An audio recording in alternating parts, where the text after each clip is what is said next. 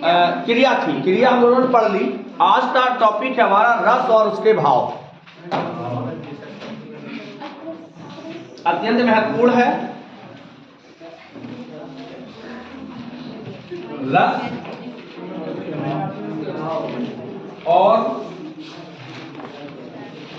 उसके भाव।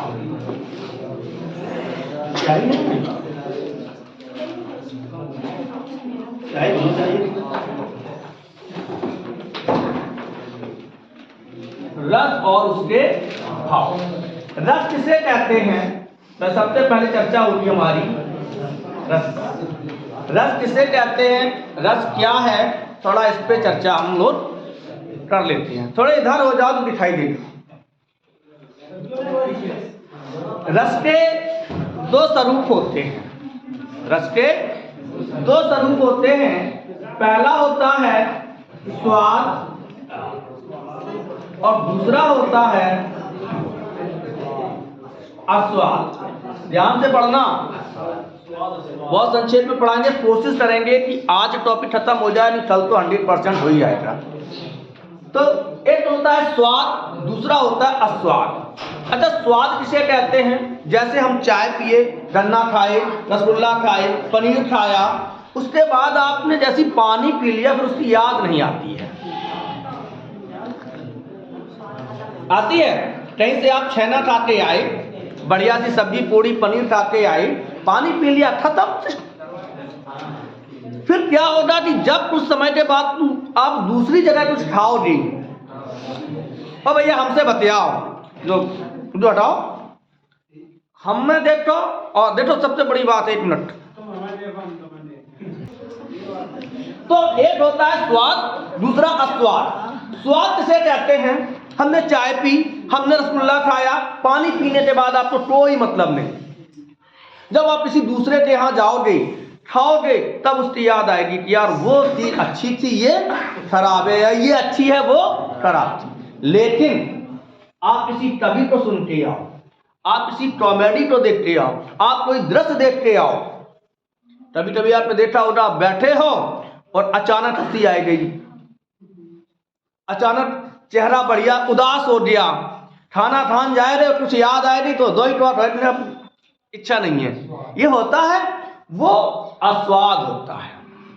मान के चलिए कि आप यहां से जा रहे हो और आपके सामने किसी कुत्ते का, जानवर का कोई एक्सीडेंट हो गया, छिछना उड़ रही बाकी, अब गए भूख लगी, खाना खावे काजे बैठे हो, वो दृश्य याद आए तो आप खाओगे?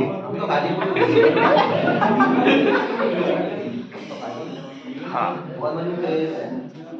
तो मुझे लगता है, अब हमें नहीं कहना चाहिए कि नहीं, तो मनुष्य का जो हृदय होता है वो अत्यंत कोमल होता है।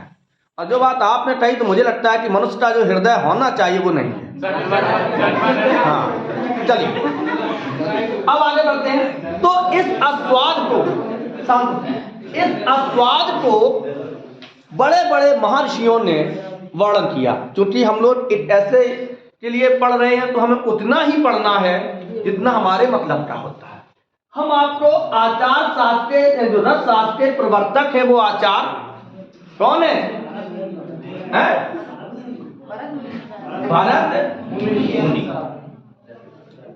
भरत मुनि ने अपना एक ग्रंथ लिखा, नाट्यशास्त्र। कौन सा लिखा? नाट्यशास्त्र। दो प्रश्न बनते हैं, नाट्यशास्त्र के रचयिता कौन है? भरत मुनि। रसशास्त्र के प्रवर्तक कौन है? भरत मुनि। फिर इन्होंने इस नाट्यशास्त्र में एक प्रश्न और यहां बनता है कि 5वें वेद की संज्ञा किसे दी जाती है? नहीं, नाट्यशास्त्र। भरत मुनि तो एक व्यक्ति है, वो वेद कहां से हो जाएगा? नाट्यशास्त्र की जो उनका एक ग्रंथ है, इसे हम पंचम वेद कहते हैं। नाट्यशास्त्र क्या कहते हैं? पंचम वेद। और इनके स्कूल का नाम था नाट्यशाला। इनके स्कूल का जो नाम था वो था नाट्यशाला, जहां अधिकतर देवताओं ने शिक्षा प्रदान की, शिक्षा ली थी, पढ़े थे बैठ के। चलो आगे बढ़ते हैं। तो इस नाट्य शास्त्र में उन्होंने एक परिभाषा दी। तत्र, तत्र संस्कृत का शब्द है जिसका मतलब होता है जहां। तत्र विभावा नुभाव व्यभिचारी संयोगात् विरस निष्पत्ति। विभावा अनुभाव व्यभिचारी संयोगात् विरस निष्पत्ति, अर्थात जहां पर विभाव, धन, अनुभाव, धन, संचारी यानी व्यभिचारी भाव, व्यभिचारी जिसे हम कहते हैं संचारी भाव, इनके संयोग से रस की निष्पत्ति होती है, उत्पत्ति नहीं होती है। उत्पत्ति निष्पत्ति में अंतर समझते हो? जो मनोविकार होते हैं, जो यानी जो चीज दिखाई नहीं देते हैं। आप ओम जय जगदीश हरे कहते हो, एक आरती है श्रद्धाराम फुल्लौरी की लिखी हुई, ओम जय जगदीश हरि। उसमें एक आता है, तुम हो एक अगोचर सबके प्राणपति। अगोचर जो आंखों से दिखाई न दे, यानी कि भगवान का कभी जन्म नहीं होता। क्या होता? अवतार होता है। बीज कभी उत्पन्न नहीं, उद्भव होता है यानी फूटता है। मनुष्य उत्पन्न होता है, मनुष्य पैदा होता है। तो रसों की क्या होती है? निष्पत्ति, क्योंकि ये मनोविकार है। जहां पर विभाव, अनुभाव और व्यभिचारी मतलब संचारी भाव का संयोग होता है, वहां रस की उत्पत्ति या निष्पत्ति होती है। अब एक चीज और सुन लीजिए, यहां से प्रश्न और बनता है, ये कथन किसका है? भरत मुनि का। किससे लिया गया? नाट्य शास्त्र से लिया गया। तो यहां से आप सबसे पहले 3 प्रश्न बनते हैं। रस शास्त्र के प्रवर्तक कौन है? रस शास्त्र का प्रतिनिधि ग्रंथ कौन सा है? नाट्य शास्त्र। 5वें वेद की संज्ञा किसे कहा जाता है? नाट्य शास्त्र के रचयिता कौन है? नाट्य शास्त्र किससे संबंधित ग्रंथ है? रस शास्त्र से संबंधित है। इसका प्रमुख कथन क्या है? तत्र विभावानुभाव व्यभिचारी संयोगात् रस निष्पत्ति, अर्थात विभाव, अनुभाव और संचारी भाव के संयोग से रस की उत्पत्ति होती है। कथन किसका है? भरत मुनि का। किससे लिया गया? नाट्य शास्त्र से। नाट्य शास्त्र किसका ग्रंथ है? भरत मुनि का। और भरत मुनि किसके प्रवर्तक है? रस शास्त्र के। समझ में आया? अब आगे बढ़ते हैं।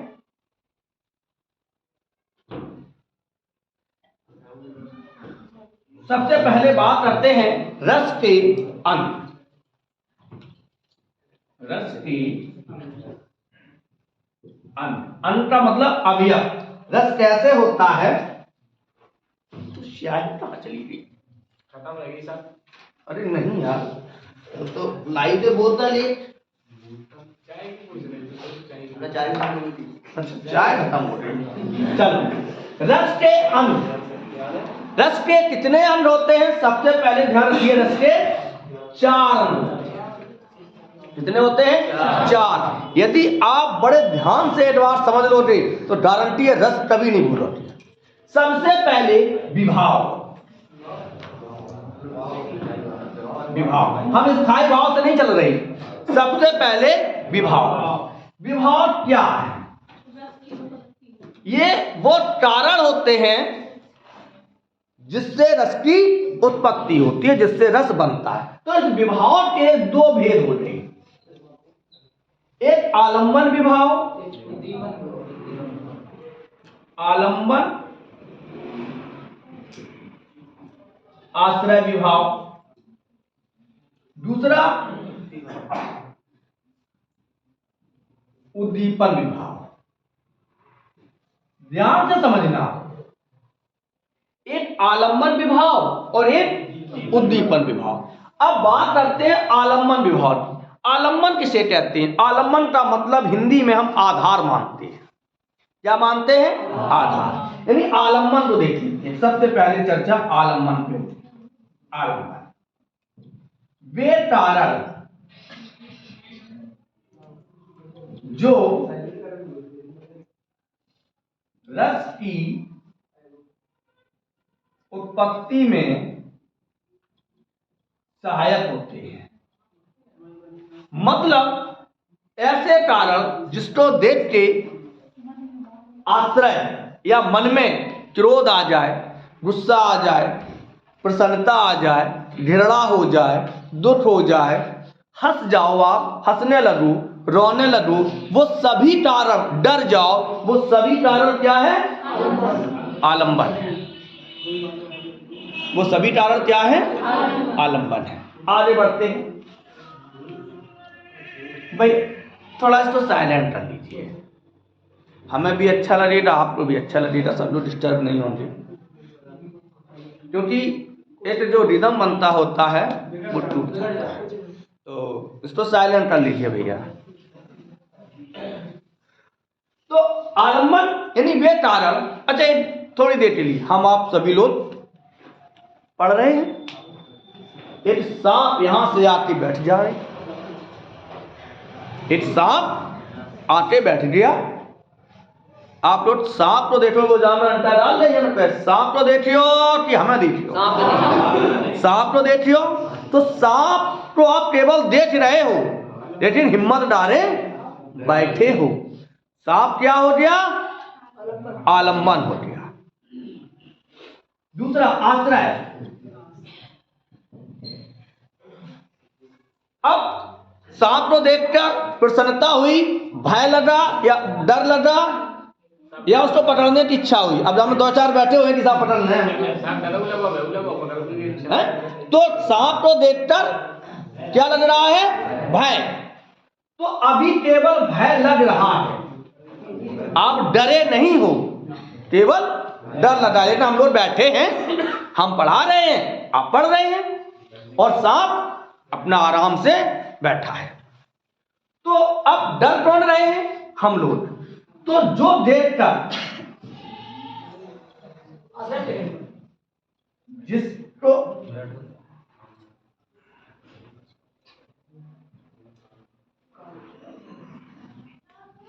आलंबन को देखकर जो हर्ष, शोक आदि भी है, तो स्विच ऑफ कर लीजिए। नहीं हो रहा है तो उसको स्विच ऑफ कर लीजिए या साइलेंट कर लीजिए। अरे यार, अपने आप कैसे बजेगा? जब कोई बजाएगा तभी तो बजेगा। हर्ष, शोक आदि आदि उसके मन में उत्पन्न हो।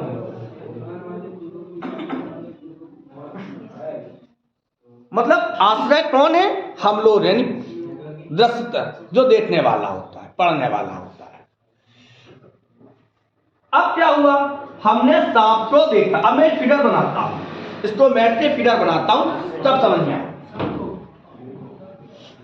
सबसे पहले हमने सर्प देखा। क्या देखा? सर्प। किसने देखा? हम सब लोग। अभी ना आलंबन है ना आश्रय है। अब हम लोग सर्प को देख रहे, हम लोगों के अंदर क्या पैदा हुआ? भय पैदा हुआ। भय होगा आपका स्थायी। देखो पूरे रस यहां पर समझना। भय देखा, भय क्या हुआ? स्थायी भाव। हम सब क्या हुए? आश्रय। और सांप क्या हुआ? आलंबन। अब अचानक सांप बैठा है और हम लोग भी बैठे हैं, हम पढ़ रहे हैं, आप पढ़ा रहे हैं, या हम पढ़ रहे हैं, आप पढ़ा रहे हैं, हम पढ़ रहे हैं, हम पढ़ा रहे हैं, आप पढ़ रहे हैं, दोनों लोग आराम से बैठे हैं। सांप भी बैठा हुआ, लेकिन सबकी निगाह सांप पर है, क्योंकि हमारे डरने का जो आधार है वो सांप है। हमारे डरने का जो आधार है वो क्या है? सांप। अब अचानक सांप उठा और एकदम एक पूंछ पे खड़ा होकर 5-6 फन करे। फिर हम जाता है, भैया बैठो, जो सवाल आए हैं आप बैठियो, नहीं बैठोगे। तो जो हमें भय हुआ था, जब तक हम देख रहे थे तब तक, जब अब आलम्बन की चेष्टाएं, सर्प की फुसकार, ध्यान से समझना, सर्प की फुसकार क्या हो गई? उद्दीपन। जो भय लज रहा था वो भय पूरा उद्दीप्त हो गया, जागृत हो गया। अब आप बैठोगे नहीं, अब आप भागोगे। अब यहां से आप चिल्ला के भागो, ये तो इनमें से तो पानी खींचने पड़े।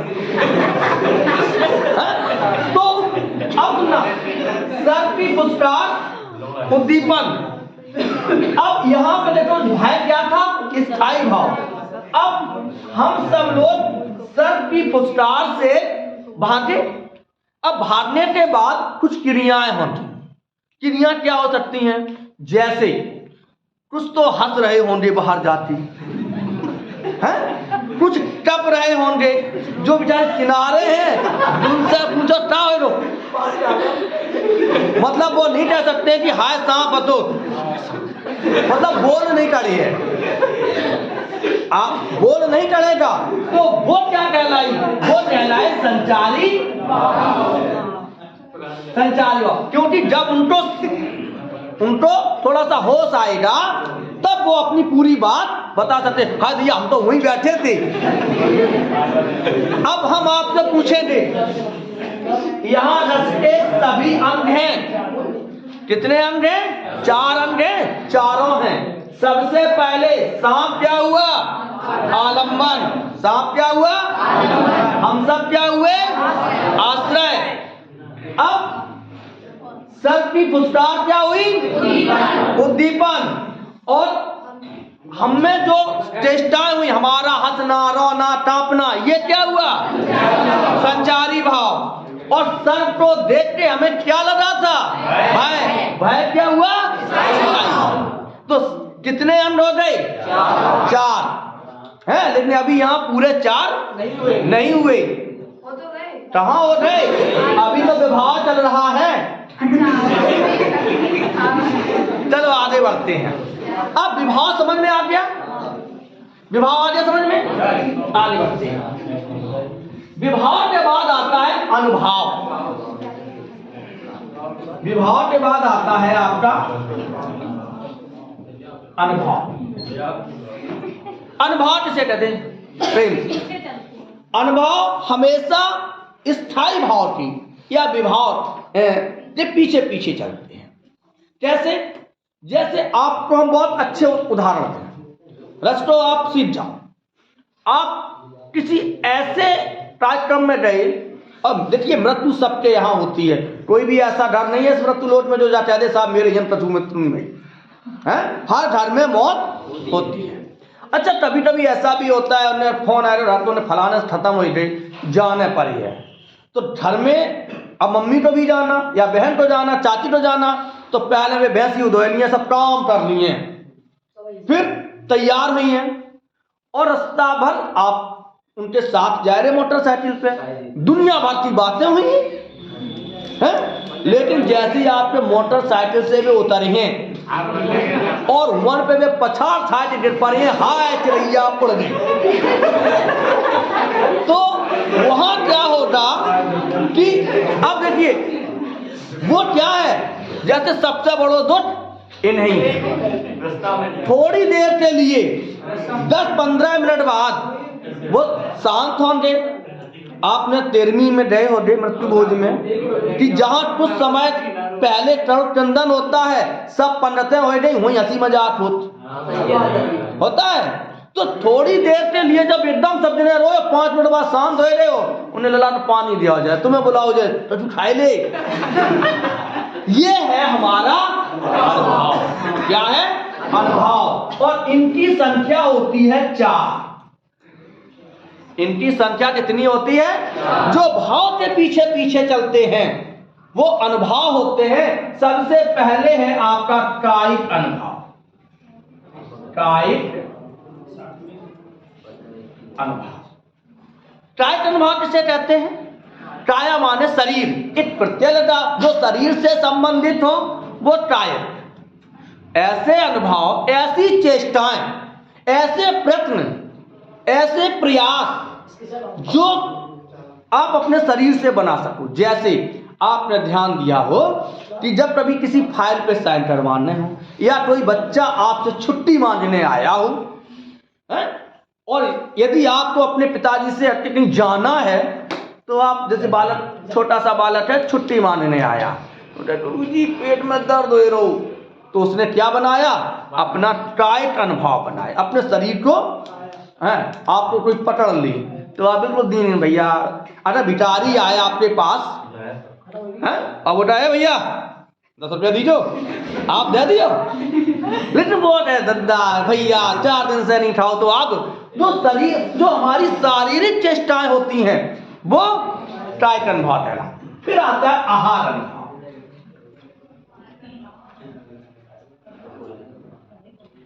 आहार अनुभव, आहार अनुभव क्या है? आहार माने होता है वेशभूषा, पहनावा, वेशभूषा और पहनावा। तो लड़का आए आपसे, बढ़िया रो बेटा चश्मा लगाए हुए, हाथ में एप्पल का मोबाइल ले हो, और बढ़िया सा जूता पैंट शर्ट कोट पहने हुए जाता है, भैया 4 दिन से हमने खाना नहीं खाओ, मैं खाना खवाई दूँ। आप तो जाकर कह मोबाइल दे दे, हम तो खाना खवाई दें, खाओगे कि नहीं खाओगे? और वही व्यक्ति फटे पुराने कपड़ों में आए, पाए पटल ले, दद्दा भूख लगी, तो आप उसको तर्ज लेके खिलाओगे, क्योंकि वो आहार अनुभव है। हमारी वेशभूषा भी हमारे स्वभाव को दर्शाती है। तो सबसे पहले टाइप माने शरीर की चेष्टाएं, आहार माने पहनावा। आहार माने जोटर क्या होता है, विदूषक क्या होता है? पहनावा ही तो है उसका। वो आया और उसका पहनावा, जैसे अब हम आ जाएं, हम किसी दूसरे, अपने उदाहरण दें, हम आए, एक बाह्यन तक हो, एक पूरी हो, एक पैंटियन तक हो, एक पूरो हो, एक आंखी में काजल लगाए हो, है? तो आप देखो, जैसे हम आएंगे तो सबसे पहले आपके मन में, कैसे मास्टर है यार, हंसोगे नहीं, मुस्कुराओगे मन में, क्योंकि भाई गुरुजी हैं, नहीं हंस सकता। अब गुरुजी हैं ठुमका लगाने लगे और तुमसे कहे शांत बैठो, हम पढ़ाए रही, आप पढ़ोगे नहीं पढ़ोगे। क्यों हंसे? क्योंकि आपने वेशभूषा देखी। क्यों हंसे? आपने वेशभूषा। अब हम आए और एकदम बिल्कुल रुआसी सी सूरत हो, चले आए, भैया पढ़ो, हैं? तो आप ही में से भाई साहब बात छोड़ो, है? ये मेरी क्या थी?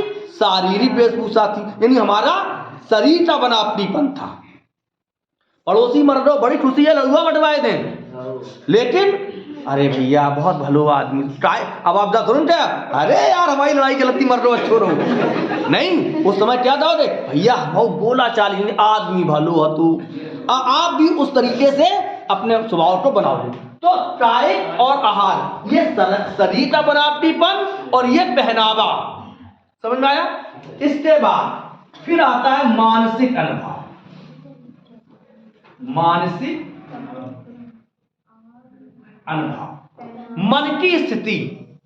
यदि आपका मन प्रसन्न है तो आप कितने भी दुखी होने का नाटक कीजिए, लोग बता देंगे भाई साहब सबसे बड़ी खुशी तुम्हें, यदि तुम चाहे कचू है। और यदि आपका मन दुखी है तो कितने आदमी डीजे पे तुम्हें नचाए, अरे भाई साहब बा मजा नहीं आया, रो कचू बात है, बताओ। तो क्या है, जो मन स्थिति होती है वो मानसिक अनुभव होती है। मन की स्थिति प्रसन्नता और दुख छुपाए नहीं छुपता, चाहे आप प्रसन्न हो या दुख हो। मन यदि आपका प्रसन्न है तो आप कितना भी दुखी होने का नाटक कीजिए, कितना भी कायिक अपने शरीर को परिवर्तन कीजिए, नहीं होता। इसके बाद आता है सात्विक। सात्विक अनुभव, शरीर की स्वाभाविक चेष्टाएं। शरीर की स्वाभाविक माने अपने आप होने वाली चेष्टाएं क्या कहलाती हैं? सात्विक अनुभव। और भैया इनकी संख्या होती है 8। कितनी होती है? 8। जैसे सबसे पहले व्यवहार। व्यवहार क्या होता है? क्रोध में, भय में क्रोध में लाल और डर में पीले। चेहरा नहीं लाल हो जाता है एकदम, किसी को क्रोध आ जाए, गुस्सा आ जाए तो उसका चेहरा तमतमा जाता है, नहीं लाल हो जाता है।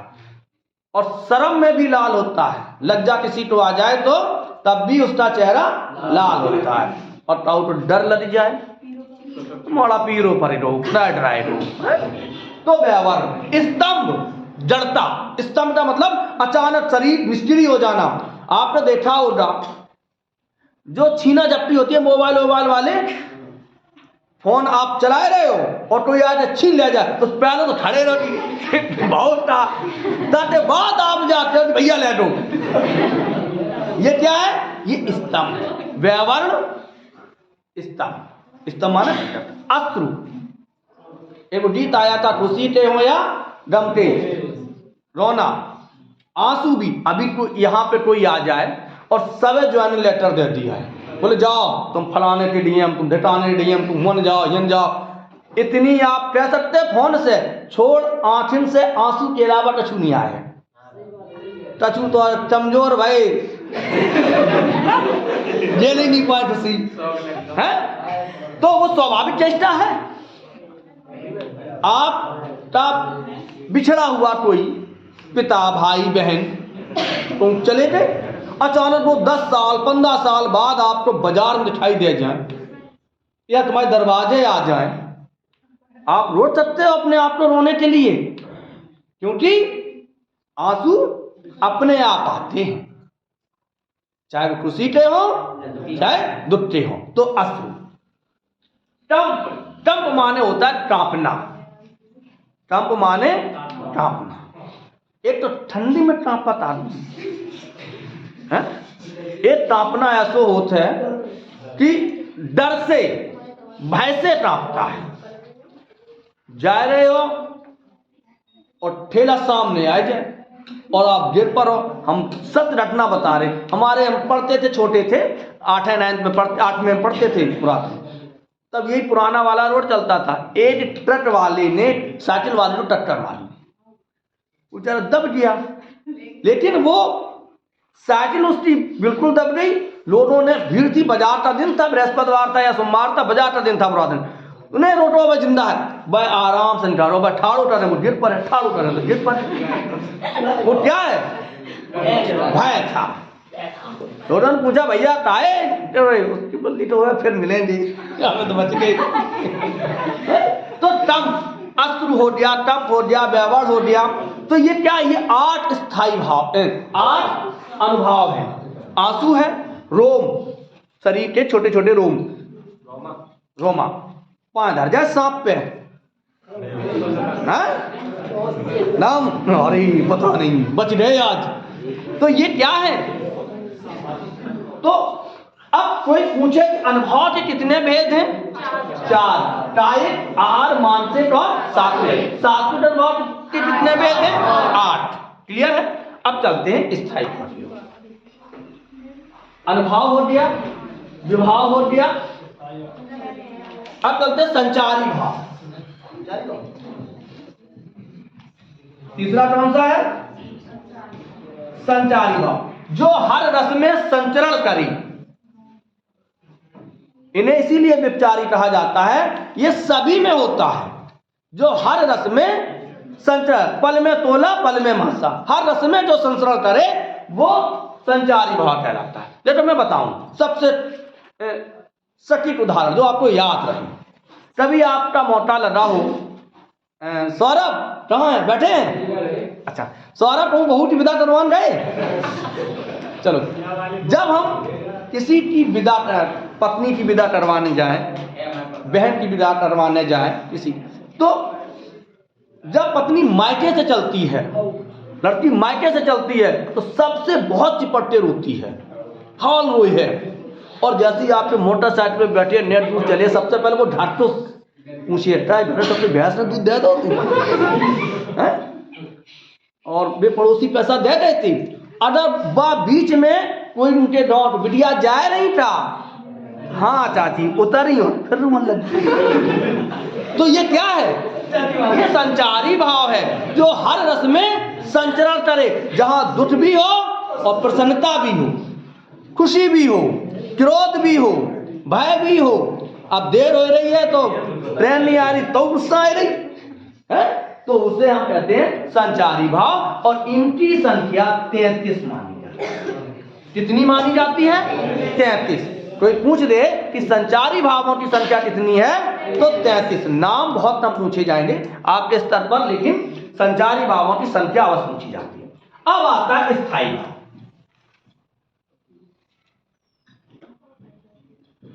स्थायी भाव इनकी संख्या 9 होती है। स्थायी भाव संख्या कितनी होती है? 9। ये होते क्या है? ऐसे भाव जो मनुष्य में के हृदय में सोते रहते हैं, स्थायी रूप से निवास करके सुषुप्तावस्था में पड़े रहते हैं, यानी सोते रहते हैं। जब जिसका मौका होगा वो ही जागेगा।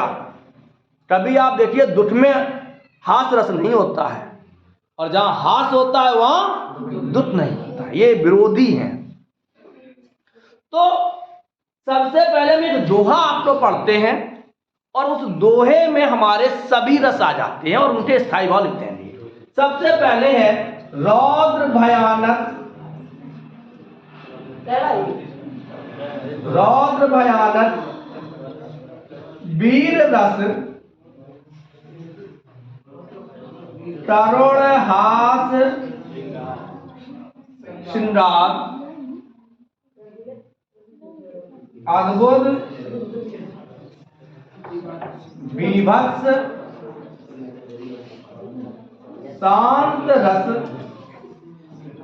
ये नव रस आधार।